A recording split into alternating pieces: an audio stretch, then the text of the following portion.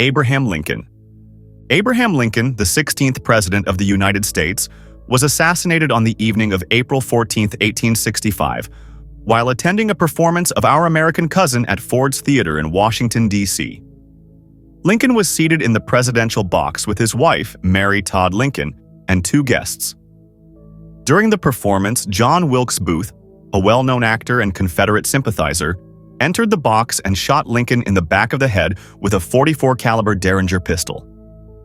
Booth then jumped onto the stage and fled. Lincoln was taken to a nearby boarding house where he remained unconscious and died the following morning, April 15, 1865, at 7:22 a.m. Thomas Sankara. Thomas Sankara, the president of Burkina Faso, was assassinated on October 15, 1987, during a coup d'état led by his close ally Blaise Compaoré. Sankara, often referred to as Africa's Che Guevara, was a revolutionary leader known for his progressive policies, anti-imperialism, and fight against corruption. On the day of his death, Sankara was attending a meeting with his cabinet when armed forces loyal to Compaoré stormed the building. Sankara was shot multiple times along with 12 of his aides. His assassination marked the end of his socialist government and led to decades of political turmoil in Burkina Faso. William McKinley. William McKinley, the 25th President of the United States, was shot on September 6, 1901, while attending the Pan American Exposition in Buffalo, New York. He was greeting the public at the Temple of Music when anarchist Leon Czolgosz approached him. Czolgosz, pretending to shake McKinley's hand, shot him twice at close range with a concealed .32 caliber revolver. One bullet grazed McKinley's ribs, and the other entered his abdomen, damaging his stomach and pancreas. McKinley initially seemed to recover after surgery, but gangrene developed around the wounds, leading to his death on September 14, 1901. His assassination led to heightened security measures for U.S. presidents. Salvador Allende. Salvador Allende, the president of Chile, died on September 11, 1973, during a coup d'état led by General Augusto Pinochet. As military forces surrounded and bombarded La Moneda Palace, Allende refused to surrender and gave a final radio address affirming his commitment to democracy. Amid the chaos, Allende reportedly died by suicide using an AK-47 rifle given to him by Fidel Castro. His death marked the violent overthrow of his socialist government and ushered in Pinochet's military dictatorship, a period of significant repression and political upheaval in Chile. Anwar Sadat. Anwar Sadat, the president of Egypt, was assassinated on October 6, 1981, during a military parade in Cairo. The parade was held to commemorate Egypt's successful crossing of the Suez Canal during the Yom Kippur War. Sadat had faced growing opposition due to his peace treaty with Israel and his crackdown on Islamist groups. During the parade, Islamist militants disguised as soldiers attacked, throwing grenades and firing automatic rifles at the presidential reviewing stand. Sadat was struck multiple times and rushed to a hospital, but succumbed to his injuries shortly after. His assassination highlighted the political divisions in Egypt and left a lasting impact on the region. Indira Gandhi. Indira Gandhi, the Prime Minister of India, was assassinated on October 31, 1984, at her residence in New Delhi. Her death was carried out by two of her Sikh bodyguards, Satwant Singh and Beant Singh, as retaliation for her decision to authorize Operation Blue Star. This military operation had involved an attack on the Golden Temple, the holiest site in Sikhism, to remove armed separatists. As Indira Gandhi walked through the garden to meet a British filmmaker, the bodyguards opened fire. Beant Singh fired 3 rounds and Satwant Singh emptied 30 rounds from a Sten gun. She was rushed to the All India Institute of Medical Sciences but was declared dead. Her assassination triggered widespread anti-Sikh riots across India. Yitzhak Rabin. Yitzhak Rabin, the Prime Minister of Israel, was assassinated on November 4, 1995, at a peace rally in Tel Aviv. Rabin was a key figure in pursuing peace between Israel and its neighbors, including the Oslo Accords with the Palestinians. After addressing the rally, Rabin was shot twice in the back by Yigal Amir, a right-wing extremist opposed to the peace process. Amir, a law student, had plotted the assassination to halt what he saw as territorial concessions to the Palestinians. Rabin was rushed to the hospital but succumbed to his injuries shortly after arrival. His death marked a turning point in Israeli politics and the Middle East peace process. John F. Kennedy. John F. Kennedy, the 35th President of the United States, was assassinated on November 27, 1963, in Dallas, Texas. While riding in an open-top limousine during a motorcade, he was struck by 2 bullets.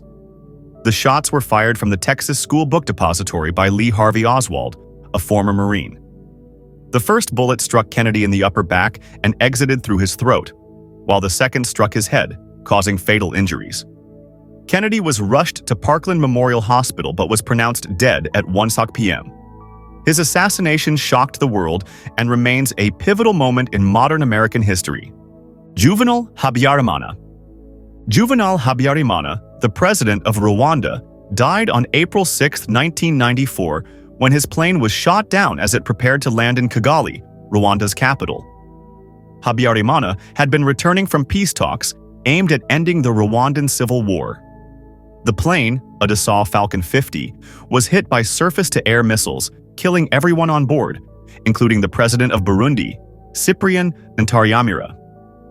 The attackers were never definitively identified, but the incident is widely seen as the spark that triggered the Rwandan genocide. Within hours of the crash, violence erupted, leading to one of the most devastating genocides in modern history. Park Chung-hee. Park Chung-hee, the president of South Korea, was assassinated on October 26, 1979, by Kim Jae-gyu, the director of the Korean Central Intelligence Agency, KCIA. Park, who had ruled South Korea with an iron fist since a military coup in 1961, faced growing domestic unrest due to his authoritarian rule. During a dinner at a KCIA safe house, Kim shot Park in the chest and head, killing him instantly. Kim claimed the assassination was an attempt to restore democracy, though his motives remain debated. Park's death led to a period of political instability in South Korea, eventually paving the way for a transition to democracy. Rafael Trujillo. Rafael Trujillo, the dictator and de facto president of the Dominican Republic, was assassinated on May 30, 1961, near Santo Domingo. Trujillo, whose authoritarian rule spanned over 30 years, was ambushed by a group of conspirators while traveling in his car. He was shot multiple times and died at the scene. His assassination was orchestrated by disgruntled members of his inner circle, who had grown tired of his oppressive regime. Trujillo's death marked the beginning of the end for his regime, but left the country in political turmoil. Ranasinghe Premadasa. Ranasinghe Premadasa, the president of Sri Lanka, was assassinated on May 1, 1993, during a May Day rally in Colombo. A suicide bomber from the Liberation Tigers of Tamil Eelam, LTTE, a separatist militant organization, detonated explosives near Premadasa. The explosion killed Premadasa and 17 others instantly. Premadasa had been a central figure in Sri Lankan politics and had implemented various development programs during his tenure. His assassination was part of the LTTE's broader campaign against the Sri Lankan government during the Civil War. Samuel Doe. Samuel Doe, the president of Liberia, was captured and executed on September 9, 1990, during the First Liberian Civil War. Doe, who had seized power in a 1980 coup, faced growing opposition and rebellion led by various factions. He was captured by forces loyal to rebel leader Prince Johnson after being lured to a meeting under the guise of peace talks. Doe was tortured and executed in a widely publicized and gruesome manner, signaling the collapse of his government. His death intensified the violence in Liberia, prolonging the civil war. João Bernardo Vieira. João Bernardo Vieira, the president of Guinea-Bissau, was assassinated on March 2, 2009, in the capital city of Bissau. Vieira had a long and tumultuous political career, marked by coups and civil conflict. In the early hours of the morning, soldiers loyal to his rivals stormed his residence and shot him multiple times. His assassination occurred shortly after the killing of the country's Army Chief of Staff, General Batista Tagme Nawai, in a bombing. The killings were part of ongoing power struggles within the country's fragile political system. Anastasio Somoza Garcia. Anastasio Somoza Garcia, the president of Nicaragua, was assassinated on September 21, 1956, in León, Nicaragua. Somoza, who had ruled the country as a dictator since 1937, was attending a party when a young poet, Rigoberto López Pérez, approached and shot him several times. Though Somoza initially survived the attack, he succumbed to his wounds days later. His death led to a brief power vacuum, but ultimately paved the way for his family's continued dominance over Nicaragua for decades. François Duvalier. François Duvalier, known as Papa Doc, the president of Haiti, died of natural causes on April 21, 1971, in Port-au-Prince. Duvalier, who ruled Haiti as a dictator from 1957 until his death, had implemented a regime characterized by widespread corruption, political oppression, and reliance on his paramilitary force, the Tonton Macoute. He suffered from chronic health issues in his later years, including heart disease and diabetes, which ultimately led to his death. His son, Jean-Claude "Baby Doc" Duvalier, succeeded him, continuing the family's authoritarian rule. Gnassingbé Eyadema. Gnassingbé Eyadema, the president of Togo, died on February 5, 2005, from a heart attack while en route to France for medical treatment. Eyadema had been in power for 38 years, making him one of Africa's longest-serving leaders. He had survived multiple assassination attempts and a plane crash during his tenure. His death led to a controversial and swift succession by his son, Faure Gnassingbé, raising concerns about democratic processes in Togo. Saparmurat Niyazov. Saparmurat Niyazov, the president of Turkmenistan, died on December 21, 2006, from heart failure in Ashgabat. Niyazov, who had ruled Turkmenistan since its independence from the Soviet Union in 1991, was known for his cult of personality and autocratic style. His sudden death created uncertainty in the country, as no clear line of succession had been established. His passing marked the end of an era of highly centralized and idiosyncratic leadership in Turkmenistan. Mobutu Sese Seko. Mobutu Sese Seko, the president of Zaire, now the Democratic Republic of the Congo, died on September 7, 1997, in Rabat, Morocco. Mobutu, who had ruled Zaire for over 3 decades with an iron fist, was ousted from power earlier that year by rebel forces led by Laurent Désiré Kabila. Exiled in Morocco, Mobutu succumbed to prostate cancer. His death occurred as his country grappled with the political and economic devastation caused by his corrupt and authoritarian regime. Mohamed Boudiaf. Mohamed Boudiaf, the president of Algeria, was assassinated on June 29, 1992, during a public event in Annaba. Boudiaf had returned from exile to lead Algeria during a time of political crisis and rising Islamist militancy. While delivering a speech at a cultural center, he was shot in the back by Lieutenant Lambarek Boumarafi, a member of his presidential security team. Boumarafi was arrested immediately, and the motives behind the assassination were attributed to opposition to Boudiaf's policies and the political instability of the period. His death further deepened Algeria's political turmoil, which escalated into a bloody civil war. Pierre Nkurunziza. Pierre Nkurunziza, the president of Burundi, died on June 8, 2020, from cardiac arrest. Nkurunziza had been in power since 2005 and was preparing to step down after controversial elections that extended his tenure. His sudden death came just weeks before his planned departure from office, sparking speculation about his health and the government's transparency. His passing marked the end of a tumultuous presidency characterized by allegations of human rights abuses and political repression. John Magufuli. John Magufuli, the president of Tanzania, died on March 17, 2021, due to heart complications, as announced by the Tanzanian government. Magufuli, known for his populist policies and skepticism of COVID-19, had not been seen in public for several weeks prior to his death, leading to widespread rumors about his health. His death was officially attributed to long-standing heart problems, though speculation about other causes persisted. Magufuli's passing led to the swearing-in of Vice President Samia Suluhu Hassan as Tanzania's first female president. James A. Garfield. James A. Garfield, the 20th President of the United States, was assassinated on July 2, 1881, less than 4 months into his presidency. While waiting at the Baltimore and Potomac Railroad Station in Washington, D.C., Garfield was shot by Charles J. Guiteau, a disgruntled office seeker. Guiteau fired 2 shots. One grazed Garfield's arm, while the other struck him in the back, lodging near his pancreas. Despite immediate medical attention, the limited knowledge of antiseptic practices at the time led to infections that severely worsened his condition. Garfield endured a long and painful struggle before succumbing to his injuries on September 19, 1881, making his presidency one of the shortest in U.S. history. Muammar Gaddafi. Muammar Gaddafi, the de facto leader of Libya, was killed on October 20, 2011, during the Libyan Civil War. After being ousted from power by a NATO-backed uprising, Gaddafi was captured by rebel forces in his hometown of Sirte. He was found hiding in a drainage pipe and was beaten and shot multiple times.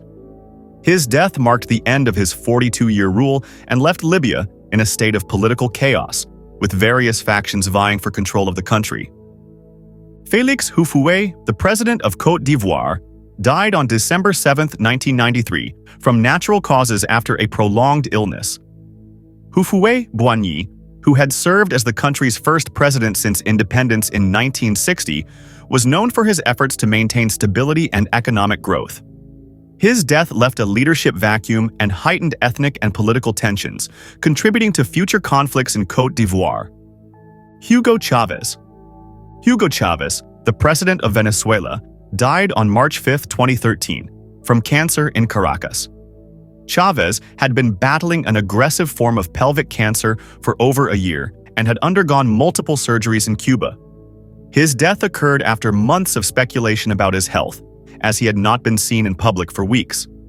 Chavez's passing marked the end of his 14-year rule, during which he implemented socialist policies and maintained significant influence in Latin America. His vice president, Nicolas Maduro, succeeded him, continuing his political legacy. Lech Kaczynski. Lech Kaczynski, the president of Poland, died on April 10, 2010, in a plane crash near Smolensk, Russia. Kaczynski was traveling with a delegation to attend a ceremony commemorating the Katyn massacre when the presidential plane crashed in heavy fog, killing all 96 passengers and crew on board. The crash was attributed to pilot error and adverse weather conditions. His death plunged Poland into national mourning and highlighted tensions between Poland and Russia. François Mitterrand.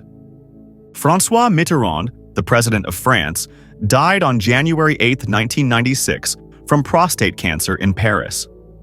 Mitterrand, who had served 2 terms as president from 1981 to 1995, was one of France's longest-serving leaders. After leaving office, he publicly revealed his battle with cancer, which had been kept secret for much of his presidency. His death marked the end of a political era in France and left a complex legacy, characterized by both his progressive reforms and controversial decisions. Laurent-Désiré Kabila. Laurent-Désiré Kabila, the president of the Democratic Republic of the Congo, was assassinated on January 16, 2001, in his palace in Kinshasa. Kabila, who came to power in 1997 after overthrowing Mobutu Sese Seko, faced growing internal dissent and regional conflicts during his rule.